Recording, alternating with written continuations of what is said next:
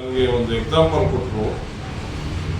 ಈ 10 ವರ್ಷ ಹಿಂದೆಗಡೆ ಟಿವಿಗಳಿಗೆ ಎಷ್ಟು ಬೇಡಿಕೆಗಳಿತ್ತು.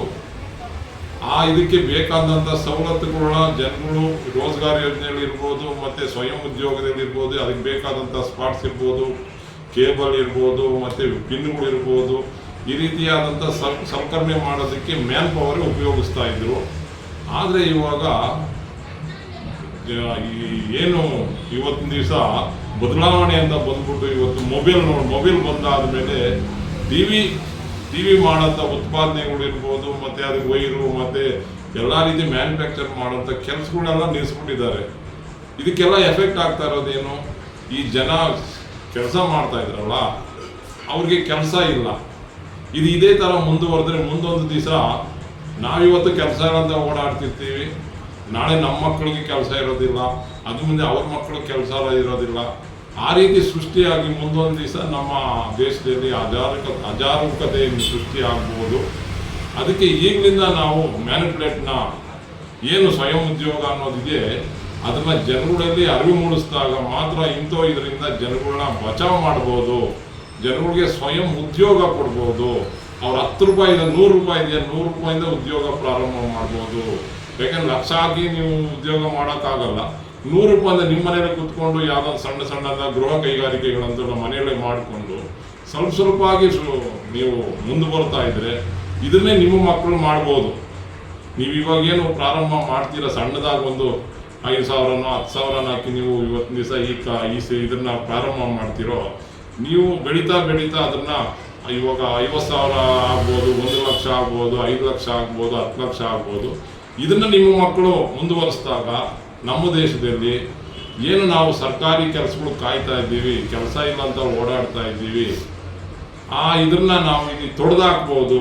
ಒಂದು ರೀತಿಯ ದೇಶದಲ್ಲಿ ಕೋಟಿ ರೂಪಾಯಿಗಳನ್ನ ಸಾಲ ತರ್ತಾ ಇದ್ದಾರೆ. ದೇಶದಲ್ಲಿ ರಾಜಕೀಯ ನಾಯಕರುಗಳು ದೇಶನ ನಾವು ಉದ್ಧಾರ ಮಾಡ್ತೀವಿ ಅಂತ ಹೇಳ್ಬಿಟ್ಟು ಕೋಟಿ ತರ್ತಾ ಇದ್ದಾರೆ.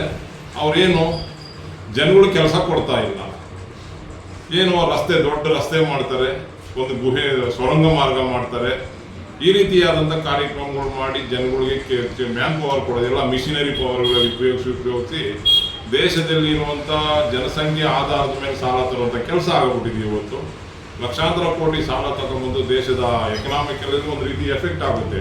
ಈ ಕಡೆ ನಿರುದ್ಯೋಗನೂ ಇರೋದ್ರಿಂದ ಮುಂದೊಂದು ದಿವಸ ಅಜಾಗರೂಕತೆ ದೇಶದಲ್ಲಿ ಸೃಷ್ಟಿ ಆಗ್ಬೋದು. ಆದ್ರಿಂದ ನಾವು ಏನು ತಿಳಿದಂಥ ಜನ ನಾವಿದ್ದೀವಿ, ಇವತ್ತಿನ ದಿವಸ ಜನಗಳಿಗೆ ಇಂಥ ಇಶ್ಯೂಗಳಲ್ಲಿ ನಾವು ಜನಗಳಿಗೆ ಎಲ್ಲೆಲ್ಲಿ ನಾವು ಕಾರ್ಯಕ್ರಮಗಳು ಮಾಡ್ತೀವಿ, ಎಲ್ಲೆಲ್ಲಿ ಸೆಮಿನಾರ್ಗಳು ಮಾಡ್ತೀವಿ, ಎಲ್ಲೆಲ್ಲಿ ನಾವು ಒಂದು 10 ಜನ ಸೇರಿಸೋ ಜಾಗಗಳು ಇರ್ಬೋದು. ಈ ನಮ್ಮ ಕರ್ನಾಟಕದಲ್ಲಿ ಸ್ತ್ರೀಶಕ್ತಿ ಸಂಘಗಳಿದ್ದಾವೆ, ಲಕ್ಷಾಂತರ ಸ್ತ್ರೀಶಕ್ತಿ ಸಂಘಗಳಿದ್ದಾವೆ. ಆ ಹೆಣ್ಣುಮಕ್ಕಳು ಬೇರೆ ಏನು 50 ರೂಪಾಯಿ ಹಾಕೋದು, ವಾರಕ್ಕೆ ಒಂದ್ಸರಿ ಕುತ್ಕೊಳ್ಳೋದು, ಒಂದು ಕಡೆ 50, 100, 500 ಹಾಕ್ಕೊಂಡು ಒಂದು ರೀತಿಯಾದಂಥ ಬೇರೆ ದುಡ್ಡು ಇದನ್ನು ಮಾತ್ರ ನೋಡ್ತಾ ಇದ್ದಾರೆ. ಜೊತೆಗೆ ಈ ಹೆಣ್ಣುಮಕ್ಕಳಿಗೆ ಸರ್ಕಾರ ಸರಿಯಾದ ರೀತಿಯಾದ ಮಾರ್ಗದರ್ಶನ ಕೊಡಬೇಕು. ಯಾಕೆಂದ್ರೆ ನೀವು ಸುತ್ತು ನಿಧಿ ಅಂತ 5,000 ಕೊಡ್ತಾ ಇದೆ ಸರ್ಕಾರ. ಈ ಸುತ್ತು ನಿಧಿ ಜೊತೆಗೆ ಇಂಥ ಗುಡಿ ಕೈಗಾರಿಕೆಯನ್ನು ಪ್ರೋತ್ಸಾಹ ಮಾಡೋಂಥ ಕೆಲಸನ ಸರ್ಕಾರದ ಜೊತೆಗೆ ನಾಗರಿಕರು ಸಹ ಮಾಡಬೇಕು ಅಂತ ಹೇಳ್ಬಿಟ್ಟು ಇವತ್ತು ದಿವಸ ಒತ್ತಿ ಹೇಳ್ತಾ ಇದ್ದಾರೆ. ಖಂಡಿತವಾಗೂ ಬಾಬಾ ಸಾಹೇಬ್ ಅಂಬೇಡ್ಕರ್ ಪ್ರತಿಷ್ಠಾನ ಇಂಥ ಕೆಲಸಗಳನ್ನ ಉಪಯೋಗಿಸ್ಕೊಬೇಕು ಅಂತಲೇ ಇಂದಿಂದ ನಾವು ಪ್ರಯತ್ನ ಮಾಡ್ತಾ ಇದ್ವಿ.